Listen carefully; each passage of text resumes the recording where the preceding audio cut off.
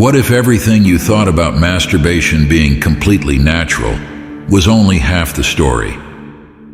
What if it's quietly reshaping your brain, creating a cycle that's harder to break than you realize?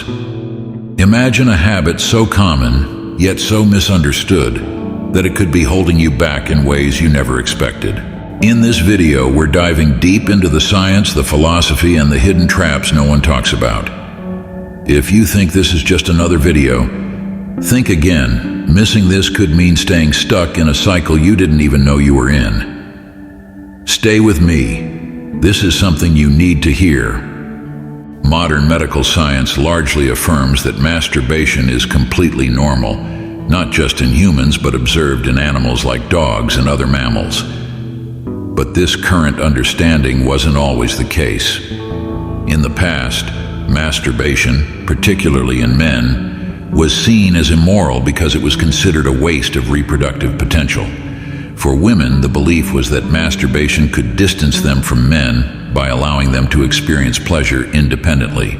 Physical consequences were also highlighted, with warnings that the act could cause illnesses, leading people to avoid it entirely.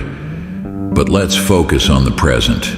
What do we now understand about masturbation, especially regarding its effects on men dealing with insomnia? Research shows that it promotes sleep. According to the French Institute of Health and Medical Research, after orgasm, the male brain turns off sexual desire. The cerebral cortex, which governs conscious thought, enters a restful state post-climax. This not only diminishes the desire for further sexual activity, but also makes falling asleep easier, which is why many men doze off after sex. So what's the issue here? Where's the downside? The problem is that within its benefits, there's a hidden danger, and if you're a regular on this channel, you know what I'm getting at. Masturbation triggers the release of dopamine in the brain, the feel-good hormone responsible for reducing stress, offering calm, and providing a sense of reward.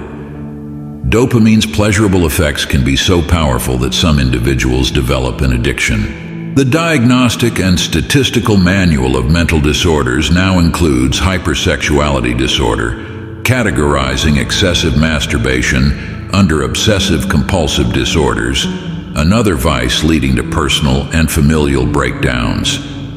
You may find yourself losing control, becoming trapped in a cycle of self-gratification, even resorting to unhealthy behaviors like engaging with prostitutes, sleeping with multiple partners, or, as discussed in a previous video, an overconsumption of pornography.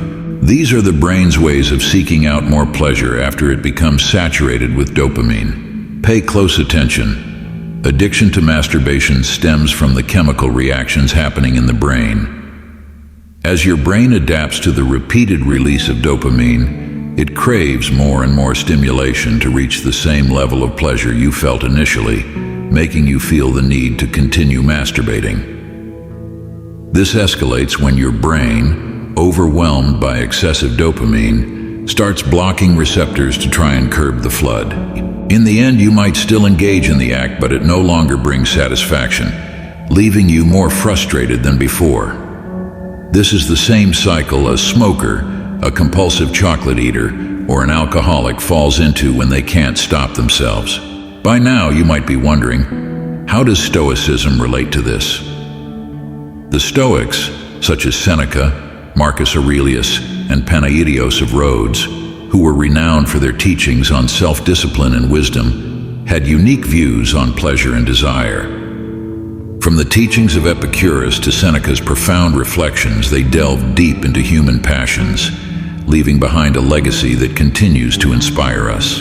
To the Stoics, masturbation wasn't just about seeking physical satisfaction. It was an opportunity to test the limits of both body and mind. They treated it as a method of self-awareness and a route to true freedom. Mastery over one's worldly desires, they believed, was a path to elevating the soul. Epicurus said that it is not indulgent nights of pleasure, but self-control that defines a virtuous person. In this context, the ability to experience pleasure while maintaining control over it signifies someone who has achieved higher self-awareness. Instead of being ruled by our desires, we should rule over them, as Seneca's teachings remind us. The Stoic perspective on masturbation isn't about suppression, but rather about deep self-awareness and control. It's about guiding our desires toward a journey of conscious self-exploration, not indulging in fleeting pleasure, but understanding, embracing, and channeling our innermost instincts.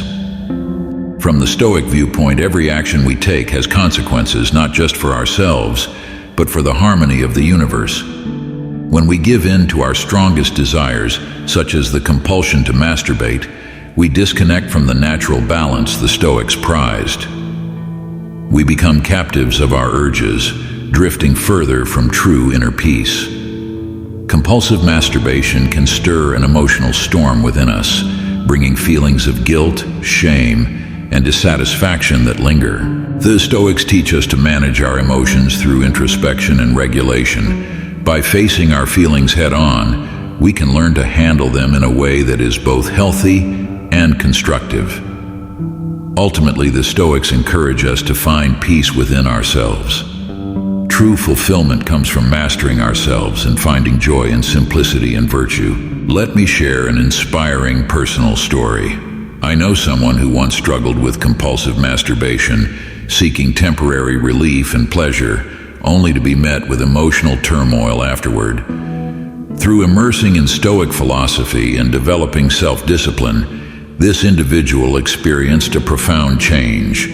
They learned to face their desires and emotions mindfully, discovering real happiness in mastering their impulses. Today, they live a life of inner tranquility and genuineness, no longer enslaved by fleeting desires. True contentment comes from aligning our actions with our deepest principles and values. When we give in to temporary temptations, we lose sight of what genuinely matters in life. Compulsive behaviors like masturbation can pull us away from our higher purposes and divert us from the lasting happiness found in virtue and peace of mind. By embracing meditation and mindfulness, we can foster the mental clarity needed to resist temptation and face our feelings in a healthy way. This compulsion becomes a barrier to mental peace, leading to regret and pulling us away from the calm that self-discipline and moderation bring. My friend, what are you doing with your life? Do you think staying home, watching those videos, and taking comfort in momentary pleasure will make you more confident or successful?